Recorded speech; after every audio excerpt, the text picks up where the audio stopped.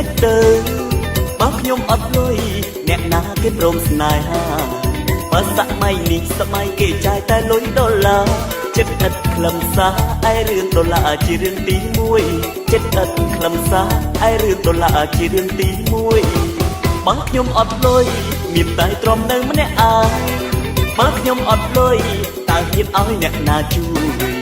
បើសិនបឹងម៉ាស់គាត់អត់តែគាត់ច្បាស់ជាព្រួយសុខចិត្តក្រពួយហើយយំរពួយនៅផ្ទះម្នាក់ឯងសុខចិត្តក្រពួយហើយយំរពួយនៅផ្ទះម្នាក់ឯងគេការព្រមព្រៀងឲ្យញាតិបិទសួរខ្ញុំកាលឆ្នាំណាកុំយូរពេកណាប្រយ័ត្នពួយគ្មានអ្នកហួងហាយកប្រពន្ធទៅប្រសើរជាងនៅអោបដៃម្នាក់ឯងមានគ្នាប្រឡាយជិតកាត់ចំបែកមានអ្នកមើលថែ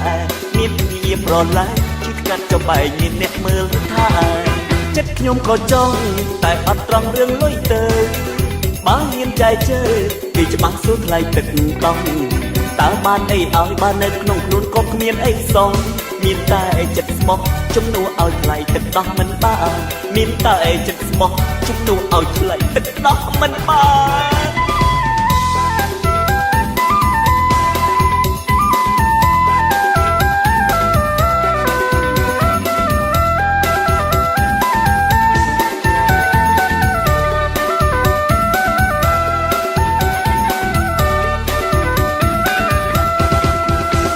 ព្រមព្រៀងឲ្យញាតិបិទសួរខ្ញុំកាលឆ្នាំណា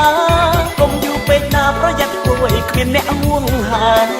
យកប្រពន្ធទៅប្រសើរជាងនៅអោបដៃម្នាក់ឯងមានគ្នាប្រឡាយជិតកាត់ចំបែកមានអ្នកមើលថាមានគ្នាប្រឡាយជិតកាត់ចំបែកមានអ្នកមើលថាចិត្តខ្ញុំក៏ចង់តែអត់ត្រង់រឿងលុយទៅបើហ៊ានចែកជើពីច្បាស់សួរថ្លៃទឹកដោះតើបានអីឲ្យបាននៅក្នុងខ្លួនក៏គ្មានអីសង